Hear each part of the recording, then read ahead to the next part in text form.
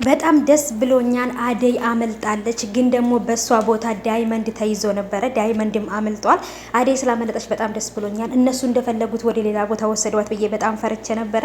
የአደይ መከራ ስቃይ ሊያበቃ ነው ብዬ አስባለሁ። ወደ ከተማ ተመልሳለች። እንግዲህ ካልያዟቸው ማለት ነው። በተለይ ጫን የሚባለውን ሚስቱን በደንብ በገመድ ሁሉ እያሰራ ሲያስቀምጣት ነበረች። እንግዲህ እነ ዳይመንድ ይዘዋት ሊወጡ ሲሉ ወይም መንገድ ላይ እንግዲህ ፌንት ነቅላባቸው ወድቃ ይዘዋታል። እንግዲህ ከዚህ በኋላ በጣም ትልቅ መከራ ስቃይ ያደርስባታል ብዬ አስባለሁ። እሱ ማለት ነው እነሱ እንደሆኑ እንዳይታወቅ እነሱ ኪንጎና ዳይመንድ ተደብቀው ይሄኛው ልጅ ነው እንግዲህ ኃላፊነቱን የወሰደው። ድጋሚ ተመልሰው እሷን ይዘዋት ካልሄዱ አይሄዱም። በጣም እየተጎዳች ልጅ ናት። አደይ ግን አመልጣለች። በጣም ደስ ብሎኛል። ሰላም ሰላም፣ ውድ የተከበራችሁ የቻናል ተከታታዮች እንዴት ናችሁ? ከኔ ጋር ሁሉ ሰላም ነው። ሰላማችሁ ይብዛልኝ ባላችሁበት ውድ ቤተሰቦች። ለቻናል አዲስ ከሆናችሁ ሰብስክራይብ አድርጋችሁ ቤተሰቡ ነው። ነባሮች እንኳን በሰላም መጣችሁ ብያለሁ። ውድ ቤተሰቦች እንግዲህ የተወዳጁ የአደይ ድራማ ተለቋት እዚህ ጋር እንደምታዩት ልጅቷን ይዘዋት ሊሄዱ በጣም ደስ ብሎኝ ነበር። አደይም ልጅቷም የወጡ መስሎኝ ነበር፣ ግን ደግሞ ልጅቷን ድጋሚ ይዘዋታል። በተለይ ጫና የሚባለው ሰውዬ ይቺን ልጅቷን ከያዛት በጣም ትልቅ አደጋ ነው የሚያደርስባት። ምክንያቱም ከዚህ ቤት እንዳትወጪ ማንም ቢመጣ በር እንዳከፍች ብሏት ነበረ።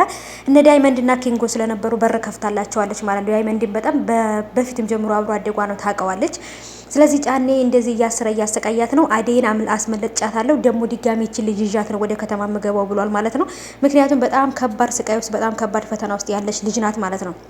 እና ቤተሰቦቼ ምግብ ሰርታ አቅርባለት ከዛም በኋላ እጅና እግሯን ነበር የሚያስራት ወደ ውጭ እንዳትወጣ ማለት ነው። ሌላ ሰው እንዳታፈቅር፣ ሌላ ሰው እንዳታቅ በጣም በጭቆና ነው የሚይዛት። እና ደግሞ እዚህ ጋር እንግዲህ የፍቅር እናትም ደግሞ እንግዲህ ፍቅርን አስጠንቅቃታለች። አደይ ትመጣለች። አደይ የምትኖረው እዚህ ቤት ነው። አደይ አልፈልግም፣ ስራ አልፈልግም፣ እወጣለሁ እስካላለች ድረስ አደይ እፈልጋለሁ እስካለች ድረስ እዚህ ቤት ነው የምትሰራው፣ ሌላ ቦታ አትሰራም። አደይንም እንደ ልጅ ነው የማያት። እኔ እኮና እማዬ እኔ ነኝ ልጅሽ፣ አደይ አይደለችም። ለምንድን ነው ለአደይ እንደዚህ የምትሆኙ ነበር ያለቻት። እሷም ቢሆን ደግሞ ልክ አንቺም ልጅ እንደሆንሽው አደይም ልጅ ናት። ስለዚህ አደይ ከዚህ በኋላ ተመልሳ እዚህ ቤት ትሰራለች ብላታለች። አደይም ደግሞ እንግዲህ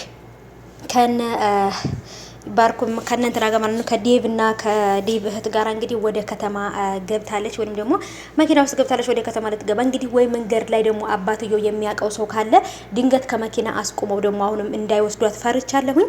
አደይ ወደ ከተማ ገብታ ወይንም ደግሞ የነባርኮት ቤት እስካላየዋት ድረስ አላምንም። ምክንያቱም ሰውየው በጣም ብዙ ሰው የሚያውቀው ስለሆነ የአደይ አባት ድንገት መንገድ ላይ ደውሎ እንደዚህ መኪና አለ ከዛ ውስጥ ያለችው ልጅ አስወጡልኝ፣ አስወርዱልኝ ማለት ይችላል። ይሄ ነገር የሚፈጠር መስሎኝ በጣም ፈርቻለሁ። በጣም ነበር የፈራሁት። በተለይ ደግሞ በእሷ ቦታ ዳይመንድ ታስሮ ነበር። እሷን አስመልጦ እሷን ይዘውት ነበር። ግን ደግሞ አሁንም ዳይመንድን እና ኪንጎ አስመልጠውታል ወይንም ደግሞ ፈተው ለቀውታል። የአደይ አባት ግን በጣም የሚገርም ሰው ነው። ለክብሩና ለገንዘብ በቃ ለሆነ ነገር ነው የሚጨነቀው እንጂ ልጄ ምን ያጋጥማታል፣ ልጄ ምን ትሆናለች ነበር ብሎ አያስብም። እሱ የሚያስበው ብቻ ግን በቃ ልጁ ባለ ሀብት ልጅ አገባች ብሎ የሚሰጠው ክብርና የሚሰጠውን ሀብት ንብረት በቃ ይሄን ነው ብቻ ነው እያሰበ ያለውና በጣም ከባድ ነው። የአደይንም እናት ሄደው ልጅቷን የታደረግሻት በዚህ እድሜሽ አትዋሺ፣ ልጅቷ ያለችበትን ቦታ አውጭ ነበር ያሏት። እሷ ግን ምንም የምታውቀው ነገር የለም።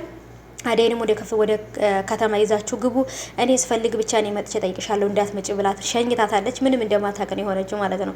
የባርኮት ፍቅረኛ ደግሞ ለኤላ ሌላ ነገር እንዳስብ እያደረገችው ነው።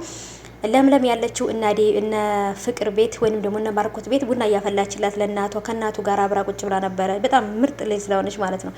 እሷ ግን የአደይ የባርኮት ፍቅረኛ ግን ሌላ ወንድ ጋር የዛኛው ልጅ ጋር እንደሄደች ተከታተላት። በጣም ባለጌ የሆነች ነው። ለምንድን ነው እንደፈለገች የምትወጣው እያለች ሌላ ጥርጣሬ አይምሮ ውስጥ እንዲገባ እያደረገች ነውና ምክንያቱም የእሷ አላማ ሁሉንም ሰው አባልታ እሷ ጥሩ ሰው ወይንም ደግሞ እሷ የምትፈልገውን ገንዘብ ከሁለቱም ማግኘት ነው። ከኤላም ገዛለች፣ ከባርኮትም ገንዘብ ትፈልጋለች። የእውነት በጣም የምትገርም ናት። ሰይጣን ሲያዩት ራሱ በቃ ሰይጣን ነው የምትመስለውና በጣም ጥቅመኛ የሆነች ልጅ ናት ማለት ነው። እንዴት እንደዚች አይነት ልጅ አይቻላቅም። በጣም ክፉ ሰው ናት።